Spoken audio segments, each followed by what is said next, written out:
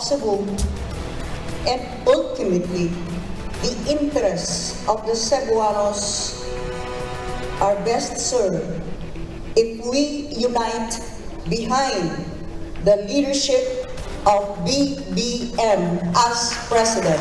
Deputy Speaker Pablo John Garcia will continue to back Mayor Isko Moreno for president, even after his party, One Cebu, formally endorsed Bongbong Marcos.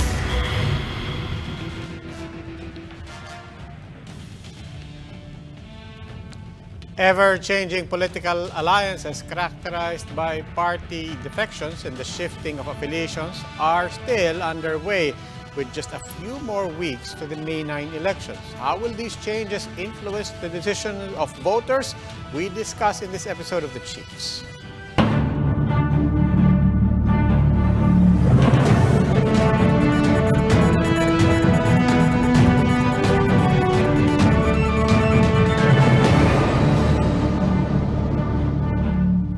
We'll be joined by our guests and the other chiefs when we return.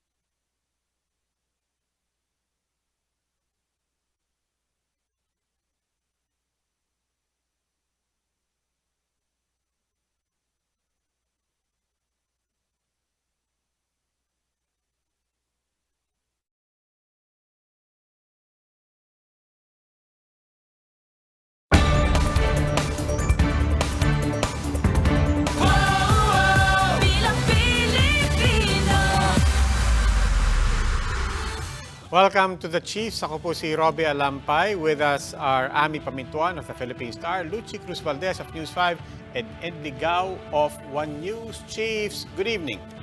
Good evening. Evening. Happy Tuesday.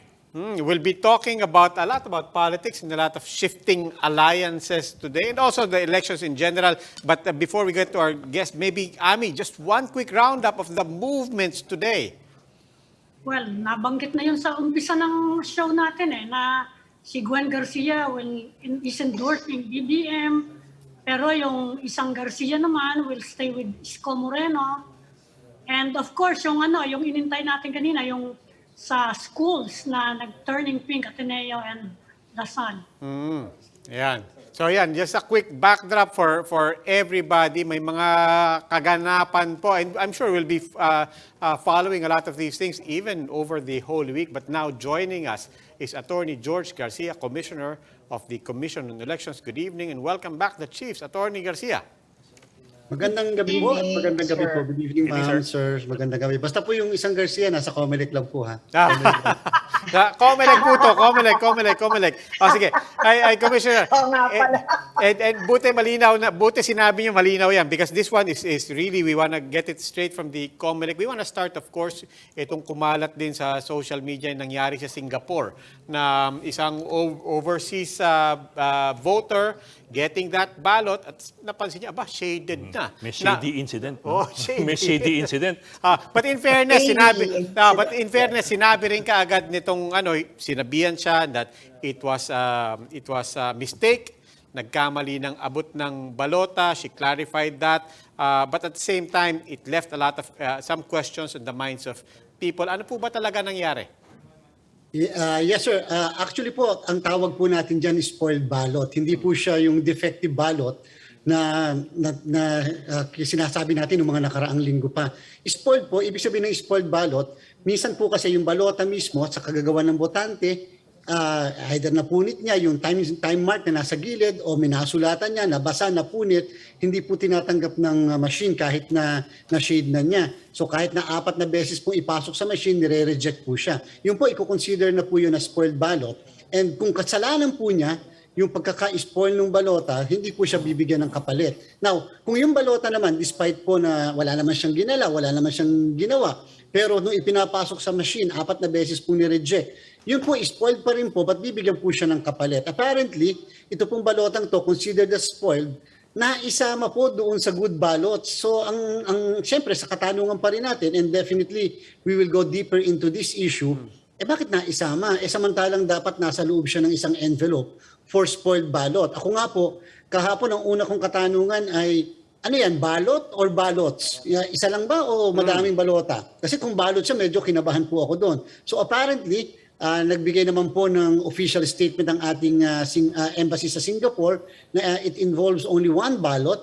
And at the same time, ang second na tanong ko, which is nasagot po nila, naisulat ba yan, na-record ba yan doon sa minutes of voting in that particular precinct? And nasulat naman po, na-record, nakita ng watchers, nakita rin po ng botante. So ito po ay hindi pre-printed shaded ballots. Ito po ay balota na botante rin mismo ang nag-shade. Kaya lamang po, it was really rejected by the machine. It was considered as spoiled. Commissioner, linawin ko lang po yung isang punto na yon. Yung pong naka-spoil nung ballot ay iba doon sa taong pumansin at pumuna dito. So, kumbaga, hindi siya yung nagkamali dito. So, may unang nagkamali, pagkatapos itong spoiled ballot, for some reason na inimbestigahan nyo pa rin, naiabot ngayon sa isa pang botante. That's right po. Yung pong pagiging spoil ng balota nangyari nung Sunday, and we will definitely report sa inyo po kung paano nangyari, sino ang involved na botante. At naisama po nabigay sa isang botante na bumoto naman po nung Monday. And so, siyempre nagulat po yung botante, bakit naka-shade na yung sa mga position na binanggit kahit doon sa social media. And so, yun po dapat hindi na ibigay. But then, this kind of, this incident will definitely cast doubt na inaamin po natin on the integrity of the entire process if not properly explained. And that is really the explanation. But we will have to go deeper dito. We will have to investigate. Number 2, this should not happen again. Not only in Singapore, but in any other part of the world where we have voting precincts for purposes of election of our overseas voters. Eh, yung nangyari po sa UAE, totoo ba yun? Meron din ganyan.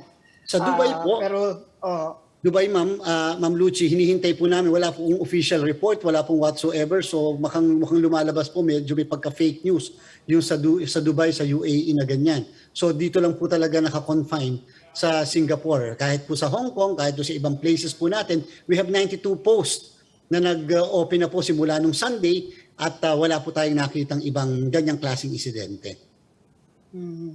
so what about the delays encountered, halimbawa in New York, no? Na nahuli yung dating ng mga paraphernalia, yun po ba ay nakaapekto or makakaapekto sa final outcome ng absentee voter voting? Hindi naman po, Ma'am Lucy, kasi una po nakadating na po yung mismo mga election paraphernalia kaagad. Napunta lang po kasi sa isang state na medyo na-delay yung pagkaka-ship na mula from one port to another port. Pero ngayon po dumating na po lahat. Yun naman pong, so wala na po tayong problem dun sa delay. Yun naman pong iba, halimbawa yung sa Milan, ang sinasabi nila, nasa na yung mga balota? Dapat minail na sa amin yon.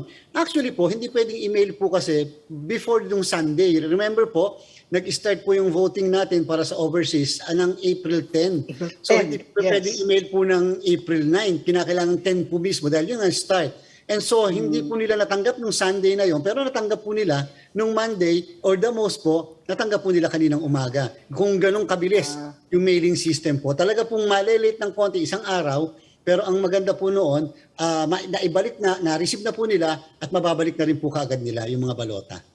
Attorney, yung apat daw na diplomatic posts, digital yung pagkuha ng resulta, pero the rest manual. Hindi nag-aalala yung ibang tao, baka accurate daw bang kalalabasan ng yung hybrid nyo o your combined system of collecting the votes. Yes, Ma'am Ami, yung po kasi meron po kasi tayo na 46 na AES, meaning machine, yun naman pong 46 sa na-post ay po sila, by mailing. So 92 po lahat yun. Yung pong choice, so kung ano yung gagamitin, kung sila by AES po, personal na pupunta yung mga botante, katulad po sa Hong Kong, or by mailing, katulad po na nangyari din dito sa atin sa Taiwan, sa Taipei.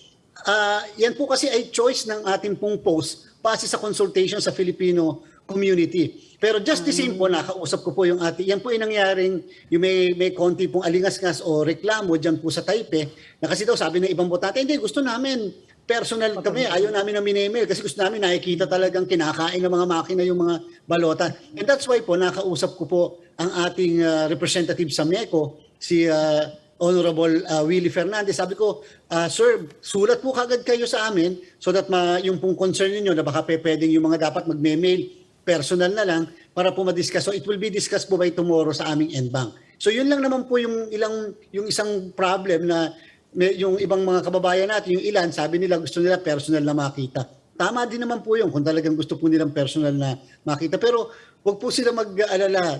Matagal na po natin ginagamit noon pa nung magsimula po tayo sa overseas voting, yung pong by mailing. At yan po ay sure na sure kasi at sigurado sealed at saka maganda po yung mas ma-preserve po yung integrity sapagkat nakapouch po yon with instruction and everything po. Kumusta naman po yung mga nag-e-exit poll dyan? Kasi meron mga ganun daw na nagaganap, dahil nga naman nakaboto na yung iba, may nag-e-exit poll dyan. Ano po ang gagawin ng Comelec dyan? Will that be something that you will try to stop or prevent? Or ano po ang inyong action dyan? Yes, ma'am. Sa ating pong Republic Act 9006, yung tinatawag na Fair Elections Act, pinapayagan po kasi ang exit polls. Pero sa ating po mga kababayan, hindi po natin basta-basta pinapaniwalaan yung lahat ng exit polls. Kasi po kung merong 10 taong gustong magtatanong kung sino ang binoto, di magkakaiba po yung maaaring result. Bakit po? Madami po talaga mga bumoboto. Pag tinanong mo na at nung kalabas na ng presinto, maaaring hindi rin naman magsabi ng totoo. X ang binoto nila, bigla na lang si Y ang sinabi. So how accurate is that? Number one. Number two, hindi po natin alam yung methodology na ginagamit po nila. Ang tunay na exit poll ay yung sa mismong araw ng election. Ang tunay na result, hindi yung mga survey, kundi yung araw ng election. Kaya po ang pakiusap natin, Ma'am Lucy at Ma'am Ami at Sir Ed, Sir Roby, pakiusap po natin sa mga kababayan natin kung sino yung nasa puso nyo base sa dikta ng konsyensya nyo, yun po yung iboboto natin, hindi yung dikta ng survey o dikta po ng exit polls. Sir, may bago ng konti, sir. I suppose this is new eh. Mukhang may bagong legal move si Soljan Calida. I don't know if you've come across this. Filing a petition for certiorari, prohibition, and mandamus against Comelec for grave abuse of discretion, for, among other things, barring witnesses during the printing of the official ballots, performing configuration and preparation of SD cards without accredited observers, and refusing open access of source code for proper review, among others. Have you come across this? And what is your response to this?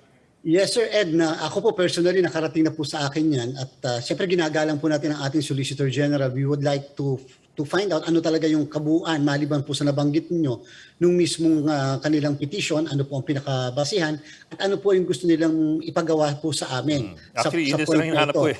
Hindi ko malaman kung ano gusto mangyari. Po malaman kung ano po yung prayer kasi po kung halimbawa po yung pong reklamo po ng ating kagalang-galang na Solicitor General, halimbawa yung na-print yung balota na walang watcher. So, ang problem po kasi natin, hindi na tayo makakapag-order ng reprinting ng ating pong balota. So, gusto ko pong malaman kung ano po yung suggestion ng ating pong kagalang-galang na Solicitor General at the same time, ano po yung sa kanyang palagay ay dapat namin pong gawin. Wala naman pong problema. Sabi ko nga po, sa puntong ito, the Comelec will need everything. Will need all comments, suggestions, recommendations, advice, or whatever. Mas maganda po yun. We are open to that. Mas maganda po, transparent, and we should be accountable for all our actions. Kaya nga lang po, basta at this point, we do not want any delay sa ating pong preparation. But just the same, although we do not want delays, kinakailangan accurate naman yung pong aming ginagawa, at the same time, credible. Yes, sir. I suppose, sir, reprinting is out of the question kasi tapos na yung I suppose tapos na yung lahat ng balota. Tama po. At yung po namang sa SD cards, kung halimbawa po reconfiguration, na-distribute na rin po kasi yung ating mga SD cards, ongoing po lahat at matatapos na sa lahat po ng regional hub ng Comelec. Kami po kasi para po tayong may bagyo, nag-preposition na po kami ng mga gamit natin. Hindi na yung kung kailan mag-e-election, tsaka mo lang dadalhin yung mga gamit. Inuna na po namin lahat ang vote counting machines, consolidation system, yung mga SD cards. Nauna na po lahat yan sa ating pong regional hubs na properly and secured yung mga hubs na ito. And at the same time, yung pong balota, madidistribute po namin yan before the end of April para eksakto po nasa lahat ng municipal and city treasurer sa buong bansa natin ilang araw bago po mag-election. Commissioner Garcia, we're almost out of time for this segment. One last question, kasi itong mga nakaraang araw, bumabalik sa usapan ng COVID. Lalo-lalo na mga health experts, health advocates natin, pinapansin niya na may bagong variant dyan, napapansin nila sa ibang bansa, may umaakit na naman, papasok tayo sa Holy Week, a lot of gatherings, and plus, yung dati pang usapan, a lot of political campaigns and gatherings, and the mass gatherings. Kung sakali po, wag naman sana. But in a worst case scenario, kung magkaroon ng surge na katulad na nakikita natin sa ibang bansa, ano pong mga senaryo nakikita natin for May 9? Kung sakasakali po mangyayari yon, ilang araw bago mag-May 9 o sa mismong araw ng May 9, yung pong mga guidelines namin, kung napansin nyo po, yung po yung guidelines at during the time na ganun kataas po yung COVID-19. And therefore po, as far as yung voting is concerned, hindi pa rin po nagbabago yung guidelines natin, wala po tayong binago. Ang binago lang po natin, recalibrate tayo ng konti, yung pong guidelines natin tungkol po sa campaigning, meaning pag level 1 at level 2, 100% capacity yung pong mga venue po natin. At level 1, pag level 2 po, 70% capacity. At the same time, hindi na nila kinakailangang kumuha ng tinatawag na Comelec Campaign Committee Permit.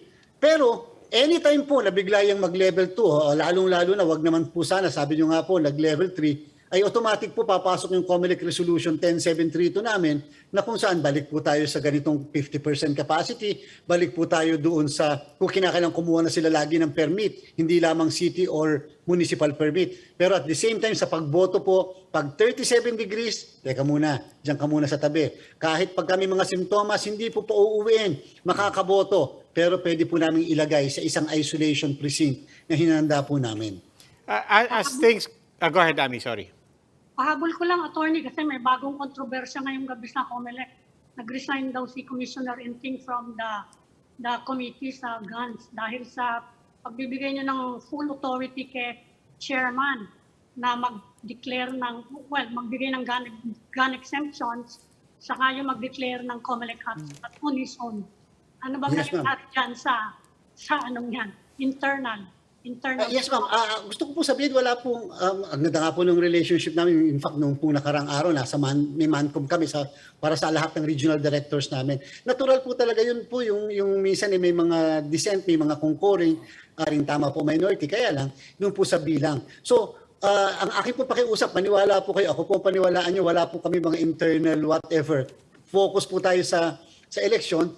Ganun nga lang po, siguro dahil nga po sa ang paniniwala ng kagalang-galang Commissioner Inting na siyempre yung kanyang pagiging chairman ay nakabase doon sa old guidelines and therefore parang mahihirapan siya magpatupad ng bagong guidelines na siya ay nag-dissent mismo. So, but without preempting yung explanation po ni Commissioner Inting, bukas po Ma'am Ami, nasa agenda po namin yon kasi pina-agenda po ni Commissioner Inting upang mas matalakay po namin. And definitely after that, we will have our press briefing para po mas ma-explain namin yung nangyaring usapan. Okay, Commissioner Garcia, maraming salamat po. Thank you, sir. Maraming salamat po. Sir. Buhay po kayo. Good evening po. Comelec Commissioner George Garcia.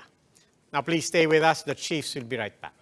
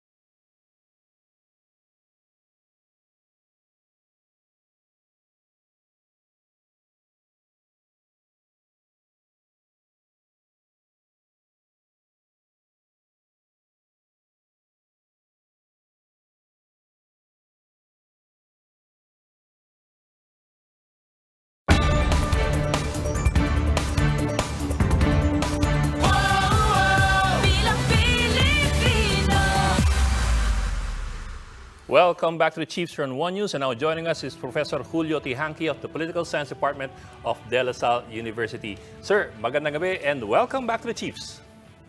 Good evening, Professor. Evening, Magandang gabi, sir. good evening, good evening. Yes, sir. Always good to have you.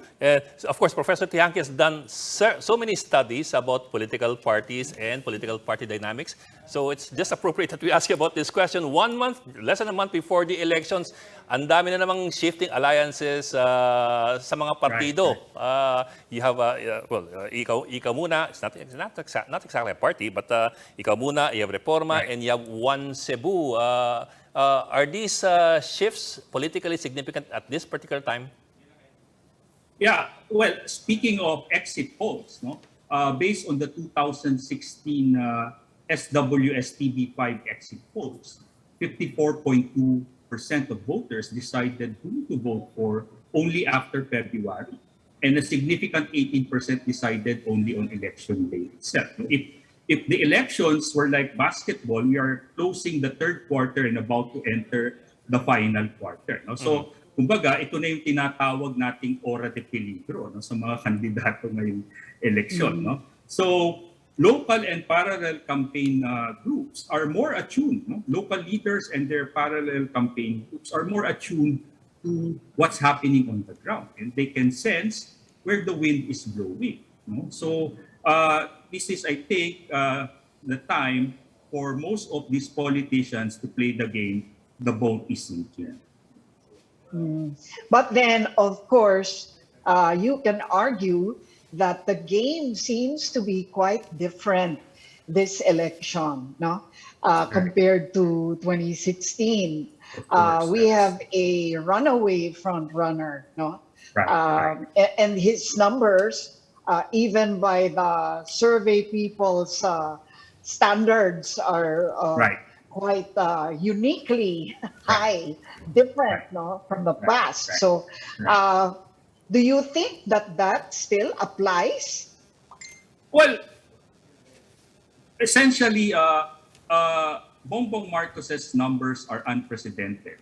Really, if he maintains his high numbers and eventually he is able to protect these numbers until election day, he will be the first majority president in the post-Marcos era. No? So that is a historic first. It's unprecedented.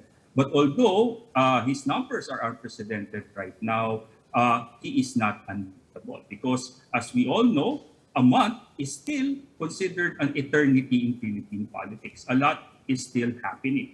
And as we are seeing, there are already shifting alliances and realignment of political forces. No? So if veteran politicos like Kong Joey Salceda or Speaker Bebo Alvarez or even Kong PD Barsaga are aware of the political odds and yet they're willing to take the political risk, then something is afoot, no? Something is happening on the ground. So it ain't over until it's over.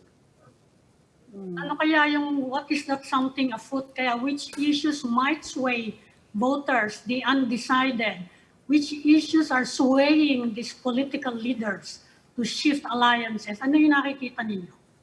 Oh, well, of course, while BBM had astutely used social media and had a long preparation for his national campaign, he has long prepared for this. His campaign and the campaign to refurbish the Marcos brand did not begin in 2016. It actually began as early as 2010 when he was first elected nationally to the Senate. If you will recall, during his first run for the Senate in 1995, the EDSA narrative was still strong at that time and he lost that election. Ironically, in 2010, when Benigno Aquino III, Noy, was elected president, that was the time he was able to crack the national arena. And 2016, his vice presidential run was just a test run for the bigger prize, which is really to reclaim Malacanang and refurbish the Marcos dynasty. No, I'm asking na kung ano yung factors that might sway the undecided going into election day. You're Of talking course. shifting alliances. Yes. Away from the Marcoses, actually. So, Of course. what do you think Of course. would impact? if we will look at the surveys, no, most recently the latest Pulse Asia survey and the previous surveys of both SWS and even Okta Research and even Lilo Research, if you look at the average numbers of BBM, it hints at the fact that he has already, or he might have already peaked at 60. So it is safe to say that his solid votes are between 56 to 60%. And that leaves us with 44%. And if you dig deeper into his numbers, there are soft support and non-support. And this is equivalent to 44%. Now, what would convert this soft support to other camps? No? First of all, his non-appearance in the debates, is a factor because he has been absenting himself from the forums and the debates, and he's been quite choosy on the journalists or the interviews that he would appear in. And at this point in time, his silence is deafening because there are big issues that are being thrown at him, which is expected because he's the front-running candidate. And first and foremost, of course, is the estate tax and other issues raised against the Marcos family. Nabanggit niyo yung estate tax. I mean, itong linggong to, parang lalo na ngayong linggong to, itong taxes talaga napakataas sa isipan ng mga tao, 'di ba? But yung pong hugot na yon ng mga tao, at the same time yung coverage ng estate taxes na naiuungkat all the way to the ill-gotten wealth ng mga Marcoses, how big a factor do you think that will be? Well, as I've said when you interviewed me on the on your program, Robbie, I've said that this will be like a Damocles sword hanging on his head until election day, unless he comes out with a more credible response to the issue. It will continue to haunt him, and whether this will deduct enough votes from his column, and whether this will shift to the other candidates, only time will tell. But definitely, it's hitting him right now. So far, his decline is marginal, as explained by Professor Ronald Holmes. But on the other hand, we are seeing a groundswell of support for Vice President Leni Robredo, given her huge crowds. And this is a force multiplier on her part. The challenge for Bongbong Marcos is to maintain his number or just shed enough to cross the finish line on election day. The challenge for VP Leni Robredo is for her to transform the warm bodies in her rallies and convert it to actual survey numbers and eventually actual votes on election day. So dutin ko lang po yun. Yung attendance sa mga rally ni Leni clearly is an indicator of support for her. Pero sinabi niya po that clearly itong estate tax issue is hitting, maybe hurting Bongbong Marcos. But that, medyo pumutok yan, it's an old issue, naiungkat yan last year pa. Pero nung pumutok ulit, nung nag-file, nung humingi ng certification ng kampo ni Isko Moreno, that was pretty late for the surveys to capture any effect in the sentiment there. What indicator do you have that is in fact hurting the Marcos campaign? Of course, there are some internal surveys from the different campaigns, and of course, if you analyze what are the other issues that might trump the very smooth and well-organized information campaign propaganda machinery. Now, and the biggest issue that's been thrown at him, and apparently speaking, is this estate tax controversy. So because it hits the ordinary citizen, the ordinary voter, whether you're middle class or poor, particularly if you are lower middle class. Lahat tayo nagbabayad ng buwis. Bakit ito ihahalal natin? Laki-laki pa ng pagkukulang sa pagbabayad. Yes, sir. So, Pero sir, nagre-resonate yan. yes, sir. Pero sir, to that point, I'm wondering lang, and this is why I want to ask you about this, because I'm wondering lang, how relatable is the issue of estate tax to, not any tax, but estate tax to the ordinary voter kasi it might ayaw ko lang baka it might be a middle class thing or upper middle class thing where you have to pay estate tax but ordinary Filipinos don't bother with estate tax because wala na silang mamanahin eh. Binibitawan na lang. Simple lang yun nga eh. Simple nga yun eh. Ito nga mayaman, may mamanahin, ayaw magbayad. Tapos ano yung katumbas na serbisyo ng gobyerno, ng pamahalan, katumbas nitong mga hindi nakokolektang taxes nito. Ilang hospital yan, ilang paaralan yan, di ba? Ilang ayuda yan na pwedeng ibigay ng gobyerno para sa mga nangangailangan. So, bakit po sino pa yung may kaya, sino pa yung ayaw magbayad? So, I think that's the reason why somehow it's sticking. No? I'm not sure how much it will hit him, but definitely, I think their campaign is feeling the sting right now. Yes, sir. Well, let me reframe the question, sir. Kasi, for example, the ill-gotten wealth issue seems pretty clear at least to me. Right. It seems pretty clear. Right. Pero hindi dumidikit. And, when you talk about 171 billion pesos recovered, I mean, that should strike a very resonant chord with the ordinary Filipinos, but it's not appearing to strike a chord with Filipinos. So, yeah, that's why I asked you that question. Baka mamaya, Right. baka Kasi mamaya hindi talaga matunog sa kanila. Ang ano kasi, it's brought about by our patronage culture, no? Yung patronage-based politics natin, na for as long as may aasahan sila, may makikinabang sila. So I think yun yung inaasahan. And of course, alam naman natin yung trajectory ng narrative na pag nahalal sila, maibabalik itong mga kayamanan na ito sa taong bayan. So that's the entire rationale behind the Kalyano Gold myth, no? Dahil kung gintong ito ay ipamumugot sa taong bayan. Going back to this, shifting of political loyalties or support.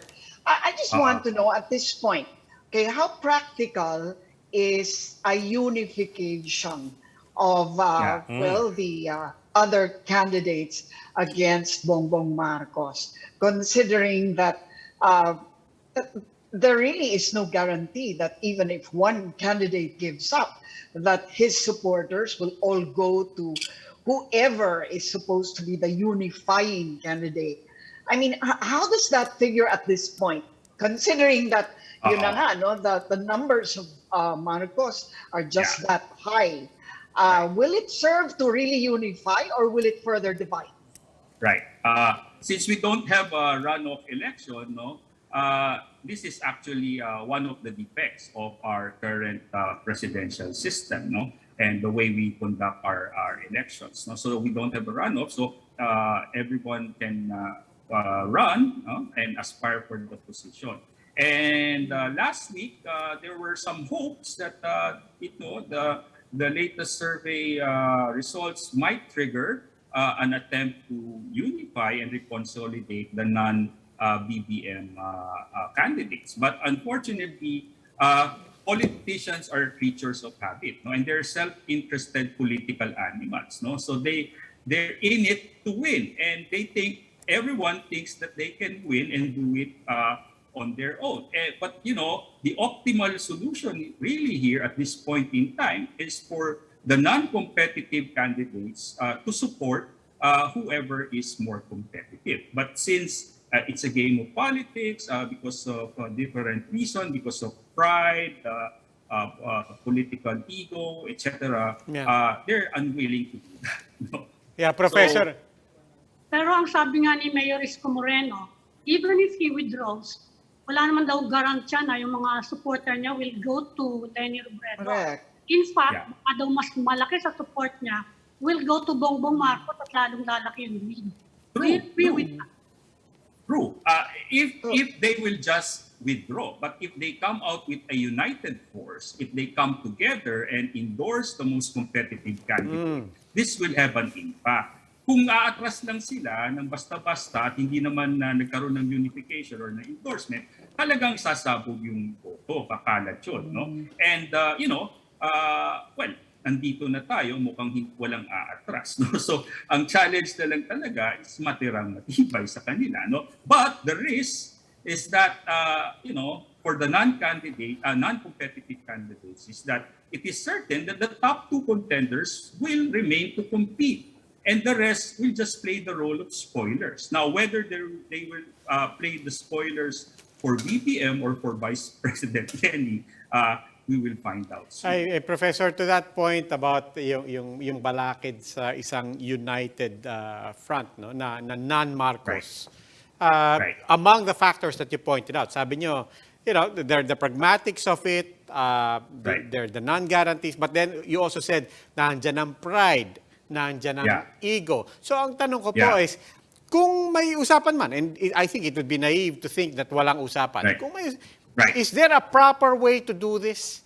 Kasi I mean, keeping in mind pride and ego, and appealing to the human side of people, because Right. Naiisip ko talaga si Ping Lacson, I could almost empathize with him nung when Lito Atienza said, ay, aatras na ako, at saka si Manny Pacquiao. And then I think part of the narrative of Ping Lacson was, teka muna, nakakabastos naman kayo, pinag-uusapan niyo ako and nobody's talking to me. Is there a proper way to do this kung dyan man mapupunta ang mga usapan?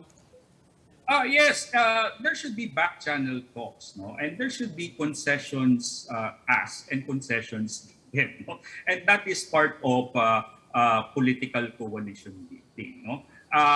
Of course, in the past, we have seen instances in which political sacrifices were made and the payoff were great. No? Like, for example, Doy Laurel in 1986 giving way to Cory Aquino, and Mar Rojas in 2010 giving way to Noynoy Aquino. No? So it is possible, no, for political sacrifice to happen. No? But it is also more common for unification efforts not to succeed. No? If you will recall, in 1998, when Joseph Erap Estrada was already on his way to victory, there were efforts to unite lords, no, Lim, Osmeña, Rocco de Villa Santiago, no, in 1998, no, and there were attempts, no, to unify them. And more recently, in 2016, in the last minute, Pinoy attempted to unite the forces of Grace Poe And Mar Rojas.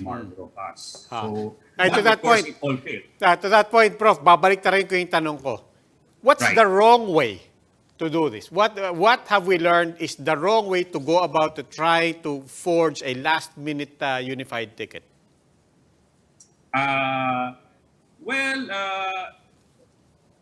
They should have agreed on a process. They should have been the ones to negotiate directly among themselves and prevent third-party facilitation or intervention at this point. Kasi ano yan amor proprio yan, di ba? Pride, no? So kung mag-uusap sila ng diretso, wala na yung dadaan pa sa kung sino mang grupo o proseso o kung sino mang emissary, no? I think naman when the right time comes, no, I hope that they will consider the greater good for the country rather than their personal political agenda or interests. That will call for them shifting their objective to the defeat of the Marcos camp. Now, you We're think... not- Hindi, kasi mag-ano ka kay Lenny Robredo eh. So from their victory to the defeat of Marcos, you think open for example, Ping Lacson or Manny Pacquiao, kasi si Isko Moreno, sinabi na niya hindi naman yun ang objective neto eleksyon na to eh. Precisely, right. But the narrative of this election campaign has shifted. No, in the beginning, it was thought to be a referendum on the 6 years of President Duterte's administration. Well, that was the original narrative. Had Mayor Sara continued with Run for the presidency. Pero nag-shift Nung naging front-running candidate na si Marcos, ang tanong ngayon, are we going to allow the return of the Marcoses or not? And syempre, pag yan na ang narrative, ano yung counter-narrative mo? Maghahanap ka ngayon ng champion ng EDSA narrative. And at this point in time, the avatar of the EDSA narrative is none other than Lenny Robredo. Although they changed their color from yellow to pink.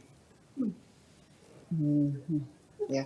Okay. Okay. Professor Julio Tehanqui. Sir, maraming salamat po. Always a pleasure. Maraming salamat. Thank you, Ingat, sir. Thank you. Thank you. And that will be all for this edition of the Chiefs. We hope what was discussed here will keep the conversation going. Before we go, a reminder to our viewers, mask on, wash hands, stay safe, Philippines. I'm Robbie Alampay. I'm Mami Paminton of the Philippine Star.